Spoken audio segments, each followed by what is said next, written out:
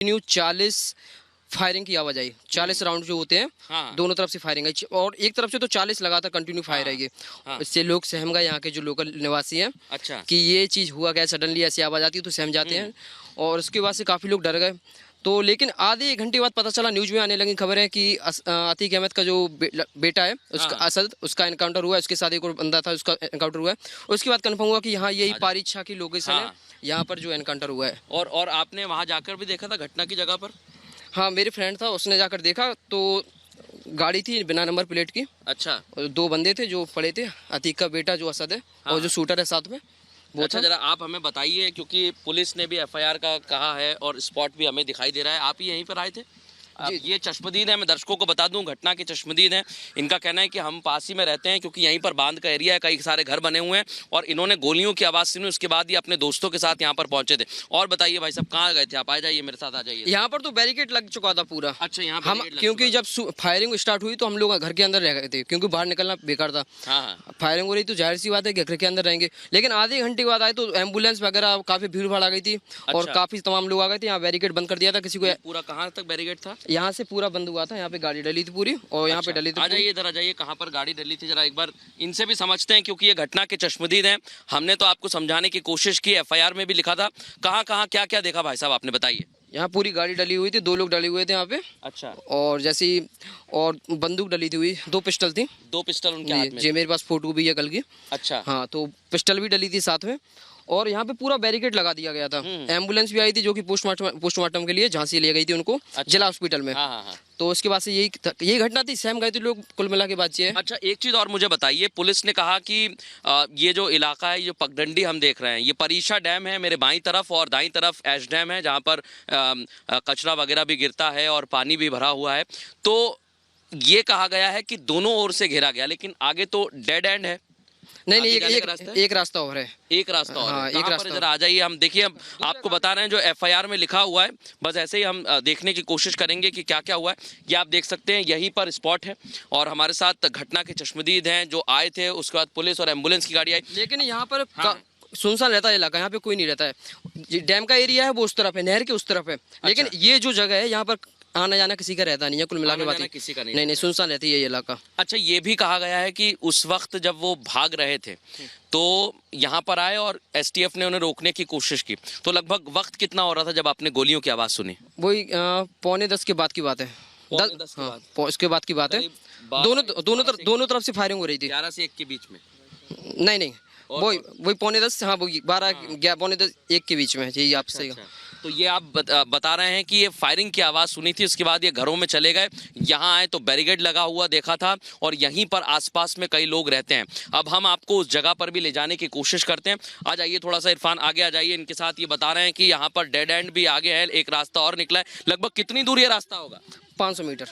500 metre. अच्छा, ये बताइए कि जब ये घटना घटती है और आप लोगों ने गोलियों की आवाज़ सुनी, क्योंकि ये सुनसान इलाका है, तो कितनी संख्या में यहाँ पर लोग आए थे आपके साथ? वही 25-30 लोग थे। 25-30 लोग आ चुके थे? ओनली जो यहीं के लोकल वाले लोग हैं, 25-30 थे।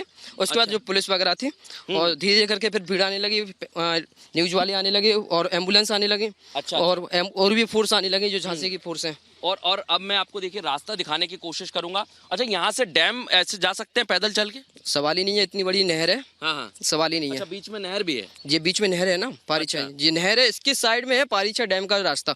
और जो रास्ता है, यहाँ पे जो प्लांट की राख वगैरह आती है, कोयला जल के यहाँ पूरा आता है। ये पूरा दिखाइए, जरा दिखाइए आप। ये पूरी पूरा गंदगी आती है जरा। और यहाँ पे सुनसान रहता है। यहाँ पे किसी का मतलब ही नहीं आने जाने का, मतलब कि जो डैम का रास्ता है वो उसी तरफ है। ये बीच में नहर है, इस तरफ है, इस तरफ किसी का आने जाने का रास्ता सुनसान रहता है ये रास्ता। अच्छा, ये भी बताया गया है कि यूपी एसटीएफ की टीम आई थी, जो पुलिस वाले आप बता रहे हैं, कितनी संख्या लगभग उनकी होगी? वो ही होगी 30 से 40-50। 30-40 पुलिस वाले थे यहाँ पर। अच्छा, वो किस गाड़ियों से थे? किन गाड़ियों से? स्कॉर्पियो थी।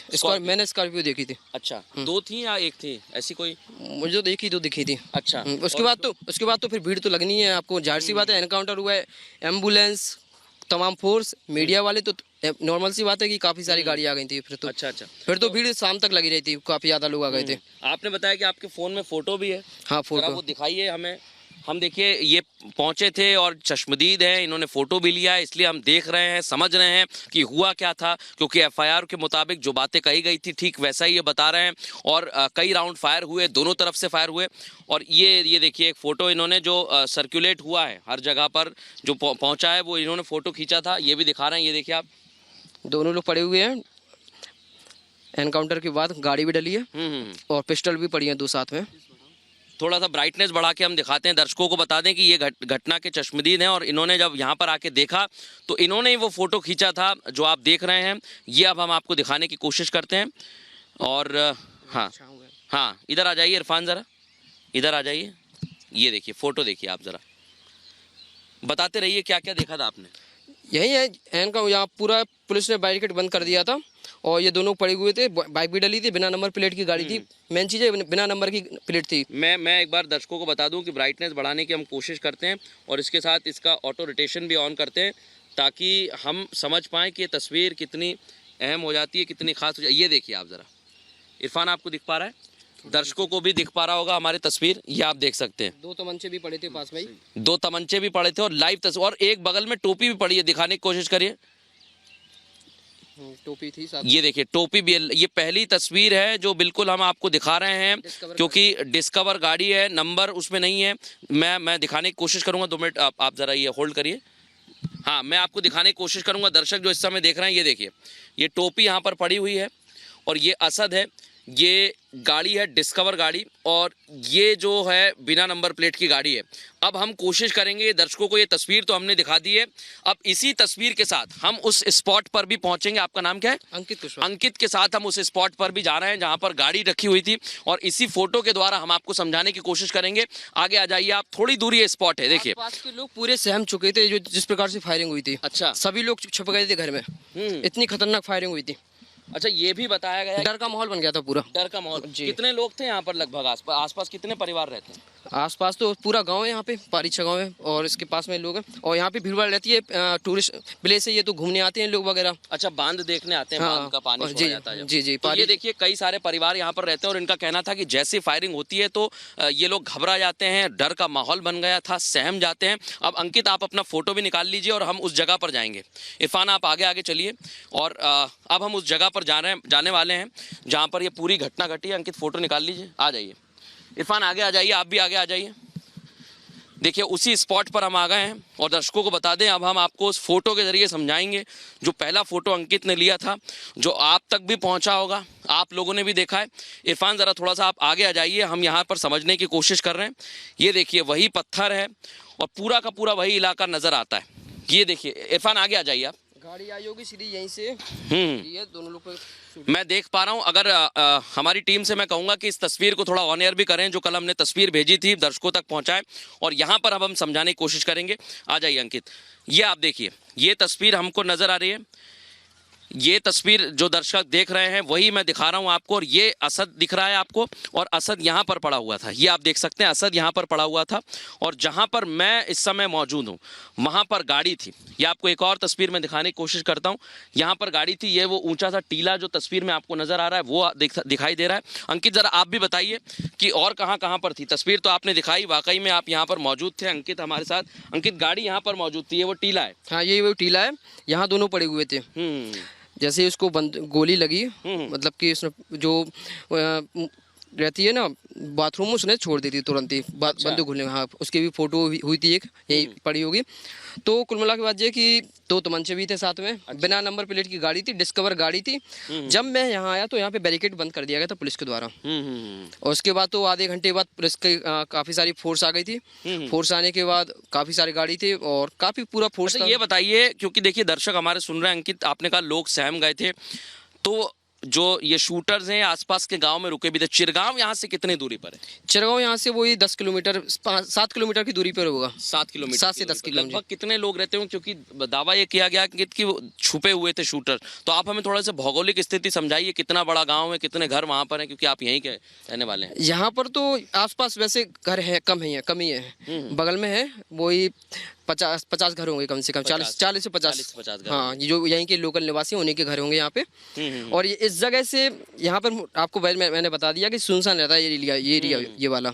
यहाँ कोई रहता नहीं है। हाँ हाँ, अब मैं आपको एक और तस्वीर दिखाने की कोशिश करूंगा। अंकित जरा हमारे साथ आ जाइए, मैं आपको दिखाता हूं कि इस एरिये में राख को डंप किया जाता है। दूसरी तरफ कितना इलाका है, यहाँ तक हम आवाज भी सुन सकते हैं। जो डैम है वो दिखाई दे रहा है। अच्छा ये क्या है अंकित, यहाँ पर क्या हो रहा है? ये पानी निकलता है, ये पानी के लिए पाइप गया, बीच में नहर है। तो ये यानी बनाया कि गया है, ब्रिज नहीं है, ये पाइप डली है, इस पे। पाइप डले हुए हैं। हाँ, कुल मिला के बात ये है कि ये नहर है, तो यहाँ से आने जाने का रास्ता टोटली बंद है। ये देखिए दूसरी तरफ अगर आप दिखा पाए, पाइपलाइन डले हुए हैं, पाइप्स यहाँ पर हैं। इरफान हमारे सहयोगी तस्वीर दिखा रहे हैं और यहाँ पर आने जाने का रास्ता नहीं है, बड़ी बात ये है। और एफआईआर में ये लिखा हुआ है कि गाड़ियां आती हैं, सामने से भी एक गाड़ी आती है, लेकिन अंकित ने दावा किया है हमने देखा तो डेड एंड हमें दिखाई दिया, अंकित दीवार थी, लेकिन आप बता रहे हैं कि एक और रास्ता भी वहाँ से रास्ता है एक। अच्छा, तो ये भी हो सकता है कि एसटीएफ ने पहले से ही देखा हो और फिर यहाँ पर घेरा हो उन दोनों को और उनको मौत के घाट उतारा गया, क्योंकि उन्होंने एसटीएफ पर पहला फायर किया था। ऐसा भी हो सकता है कि वो लोग यहाँ छिप गए हो, एसटीएफ की एक गाड़ी आगे निकल गई हो, और जब उनको पता चला, पीछे वाली गाड़ी ने उनको कॉल किया होगा कि यहाँ पे जो बीच में छुपे हुए हैं, तो वो वापस आई होगी, इससे घिर गए होंगे वो लोग, दोनों लोग। हाँ, ये भी संभव है। देखिए अंकित हमें बता रहे हैं कि ऐसा भी हो सकता है। अच्छा, फायरिंग जो हुई, फायरिंग कितनी देर तक चली थी और कितनी देर बाद बंद हुई? जो फायरिंग की आवाज आपने सुनी थी 10 से 15 मिनट। 10 से 15 मिनट तक कंटिन्यू फायर हुआ। एक बार तो 40 राउंड कंटिन्यू फायर सुनाई दिया। अच्छा, तो आप लोगों को पहले क्या लगा कि पहले हमें लगा कि कुछ हुआ होगा, पुलिस पीछा कर रही होगी किसी का। हाँ। लेकिन उसके आधे घंटे बाद पता चला कि असद और अतीक अहमद का बेटा जो है, हाँ। असद का, और एक शूटर जो था उसका एनकाउंटर यहाँ पे हुआ है। तो देखिए अंकित ने हमें बताया है कि उनको लगा और लोग डर गए थे, लोग सहम गए थे, और इनके एनकाउंटर के बाद सबने वो तस्वीर देखी। अंकित ने हमें वो तस्वीर भी दिखाई है।